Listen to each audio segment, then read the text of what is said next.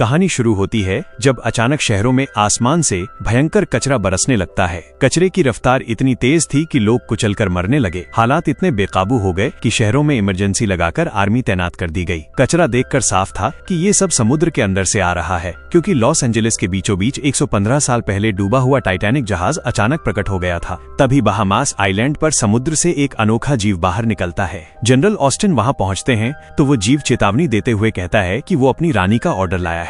आज से ठीक 3 दिन बाद उनकी रानी इंसानों से मिलने आएगी और अब इंसानों का वक्त खत्म हो चुका है। जनरल की धमकी का जवाब देते हुए वो जीव बताता है कि ये सिर्फ एक ट्रेलर था। अगले ही पल समुद्र से सैकड़ों भयानक क्रिएचर बाहर आ जाते हैं और दुनिया के हर कोने में समुद्र से ऐसे जीव निकलने लगते हैं। इंसान बिना वक्त गंवाए एक वर्ल्ड प्रोटेक्शन कमेटी बनाते हैं और समुद्र के बीचों बीच एक मोटा मेटल पाइप डालते हैं ताकि रानी बाहर आ सके। तय वक्त पर दुनिया के सबसे ताकतवर लोग वहां जमा होते हैं। प्रोटेक्शन कमेटी की हेड केट सबको संभालती है। तभी क्रिएचर्स अपनी रानी को पानी से बाहर लाते हैं। इंसानों का एम्बेसडर रानी से बात करने की कोशिश करता है, लेकिन रानी उसे दूर हटाकर कहती है कि वो सिर्फ स्टीव नाम के आदमी से बात करेगी। स्टीव एक मामूली CIA एजेंट था जिसे नेगोशिएशन का कुछ नहीं पता था। रानी अपना नाम सराबी बताती है और वापस चली जाती है। केट तुरंत स्टीव को कस्टडी में ले लेती है। स्टीव साफ कहता है कि वो इन जीवों को पहली बार देख रहा है। केट गुप्त तरीके से स्टीव को सराबी के पास ले जाती है। स्टीव सराबी से कहता है कि उससे गलती हो रही है, लेकिन सराबी बताती है कि वो दिमाग पढ़ सकती है और उसने स्टीव में सिर्फ सच्चाई देखी है। सराबी वापस चली जाती है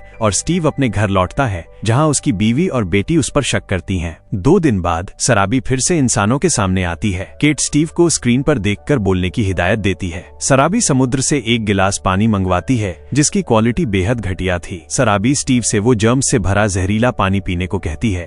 स्टीव पानी नहीं पीता और सराबी से कहता है कि वो उनका दर्द समझता है। सराबी गुस्सा होकर कहती है कि इंसानों ने साफ पानी को गंदा कर दिया है, इसलिए उनके पास पूरे समुद्र को साफ करने के लिए सिर्फ 50 दिन है। केट के कहने पर जब स्टीव 100 साल का वक्त मांगता है तो सराबी और भड़क जाती है।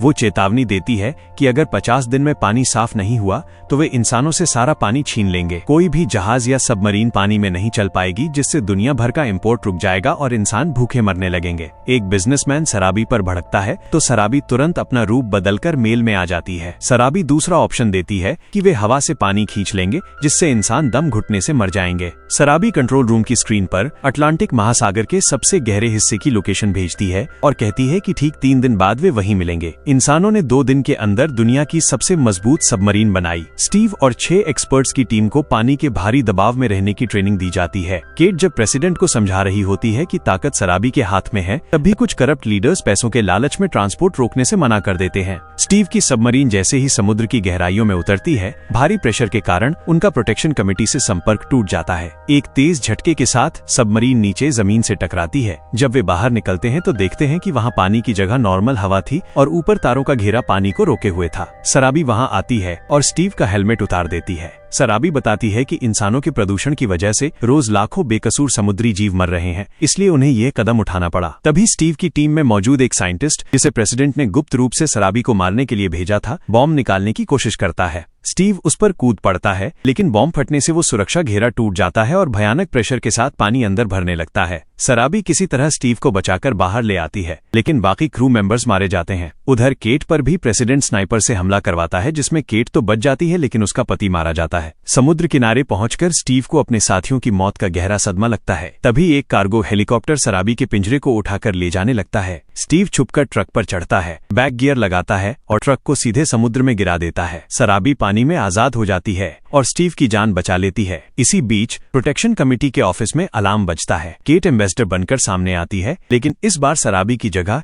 इरिगोज नाम का नया क्रू राजा सामने आता है। इरिगोज बताता है कि सराबी को गद्दार घोषित कर दिया गया है। वो इंसानों को सीधे धमकी देता है कि अगर इंसानों ने न्यूक्लियर हथियार चलाने की कोशिश की तो 3 सेकंड में उनमें जंग लग जाएगा और हवा से सारी ऑक्सीजन खींच ली जाएगी। इससे 3 मिनट में पूरी इंसानियत खत्म हो जाएगी। इसी भयंकर सस्पेंस के साथ फिल्म का पहला पार्ट खत्म हो जाता है। दोस्तों, अगर आपको ये कहानी पसंद आई हो तो हमारे channel the life of discipline को सब्सक्राइब जरूर करें।